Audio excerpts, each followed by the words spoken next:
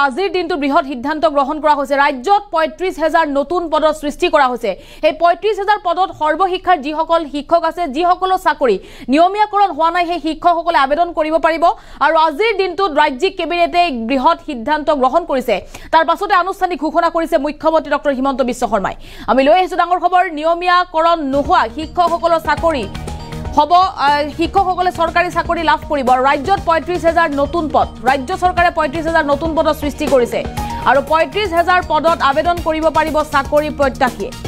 সৰকাৰি চাকৰি লাভ কৰিব সৰ্বশিক্ষা অভিযানৰ শিক্ষকসকলে আৰু সৰ্বশিক্ষা অভিযানৰ শিক্ষকৰ বাবে এই বৃহৎ ঘোষণা ৰাজ্য চৰকাৰৰ এই মুহূৰ্তত এটা ভাল খবৰ এছএছএত কাম কৰা শিক্ষকসকলে ৩৫,০০০ পদৰ বাবে আবেদন কৰিব পাৰিব বুলি জনাইছে মুখ্যমন্ত্ৰীয়ে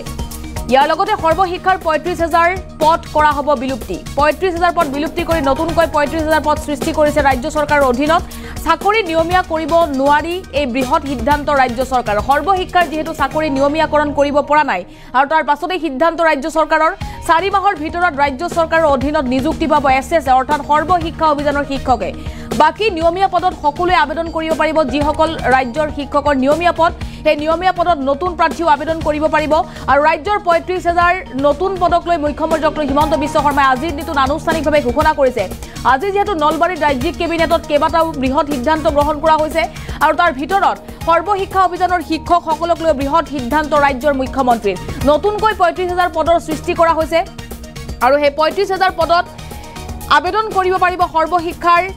শিক্ষকসকলে ৩৫,০০০ পদ সৰ্বশিক্ষাৰ পৰা বিলুপ্ত কৰা হ'ব আৰু সকাহ দিবৰ বাবে সৃষ্টি কৰা হৈছে ৩৫,০০০ শিক্ষকৰ পদ নিয়মীয়াকৰণৰ পৰিৱৰ্তে ৰাজ্য চৰকাৰৰ আন এক বৃহৎ সিদ্ধান্ত যেহেতু চাকৰি নিয়মীয়াকৰণ নহয় সৰ্বশিক্ষা অভিযানত কৰ্মৰত শিক্ষকৰ আৰু চাকৰি নিয়মীয়াকৰণৰ বাবে বিকল্প বাছি উলিয়াইছে ৰাজ্য চৰকাৰে নতুনকৈ সৃষ্টি কৰা হ'ল ৩৫,০০০ পদ আৰু চৰকাৰী চাকৰি এতিয়াৰ পৰা লাভ কৰিব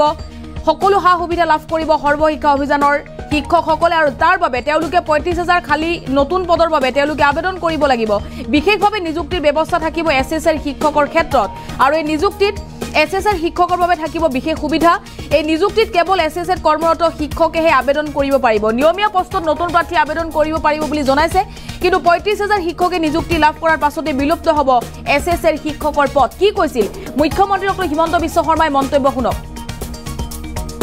যিবিলাক পোষ্ট তাত অভিযানত কাম কৰি থকা শিক্ষকসকলক যাতে আমি সকাহ দিব পাৰোঁ তাৰ বাবে আজি কেবিনেটে ৩৫,০০০ নতুন শিক্ষকৰ পদ চৰকাৰত সৃষ্টি কৰি এছএছএৰ শিক্ষকসকলে সকলৰ বাবে এটা স্পেচিয়েল ৰিক্ৰুটমেণ্ট ড্ৰাইভ কৰিব খুজিছে অৰ্থাৎ এই বিশেষ ৩৫,০০০ পোষ্টত অকল এছএছএত কাম কৰি থকা শিক্ষকসকলেহে আবেদন কৰিব পাৰিব আৰু বাকি নিয়মীয়া যিবিলাক পোষ্ট তাত ফ্ৰেছ কেণ্ডিডেটবিলাকে আবেদন কৰিব পাৰিব এই ৩৫,০০০ শিক্ষকে এছএছএৰ পৰা আহি চৰকাৰত সোমোৱাৰ লগে লগে সৰ্বশিক্ষা অভিযানত ৩৫,০০০ পোষ্ট বিলুপ্তি হ'ব অৰ্থাৎ সৰ্বশিক্ষা অভিযানৰ ৩৫,০০০ শিক্ষকে স্পেচিয়েল ৰিক্ৰুটমেণ্টৰ বাবে চৰকাৰত আবেদন কৰিব চৰকাৰে তেওঁলোকৰ কাগজ পত্ৰ চোৱাৰ পিছত তেওঁলোকক নিয়োগৰ সুবিধা কৰি দিব চৰকাৰত য'ত এনপিএছ পাব চৰকাৰৰ পে স্কেল পাব ইনক্ৰিমেণ্ট পাব গোটেইবোৰ পাব কিন্তু এইখিনি হৈ উঠাৰ পিছত সৰ্বশিক্ষা অভিযানত পূৰ্বতে কাম কৰি থকা তেওঁলোকৰ পদসমূহ বিলুপ্তি হৈ যাব অৰ্থাৎ আমি ৰেগুলাৰাইজেশ্যন কৰিব নোৱাৰাৰ বাবে আমি স্পেচিয়েল ৰিক্ৰুটমেণ্ট ড্ৰাইভ সৰ্বশিক্ষা অভিযানৰ শিক্ষকসকলৰ বাবে কৰিব খুজিছোঁ আৰু ইয়াৰ ফলত মই ভাবোঁ যে অহা ৪-৫ মাহৰ ভিতৰতে সৰ্বশিক্ষা অভিযানৰ প্ৰতিগৰাকী শিক্ষকে চৰকাৰত নিযুক্তি পোৱাৰ সম্ভাৱনা মুকলি হ'ব আজিও তেওঁলোকে ৰেগুলাৰ ৰিক্ৰুটমেণ্ট ড্ৰাইভত কিছুমান তেওঁলোকে ৰেগুলাৰাইজ হৈ থাকে কিন্তু এইটো তেওঁলোকৰ কাৰণে হোলচেল কৰা হ'ব সেইকাৰণে আমাৰ ৩৫,০০০ শিক্ষকে চৰকাৰত সোমাবলৈ এটা সুবিধা পাব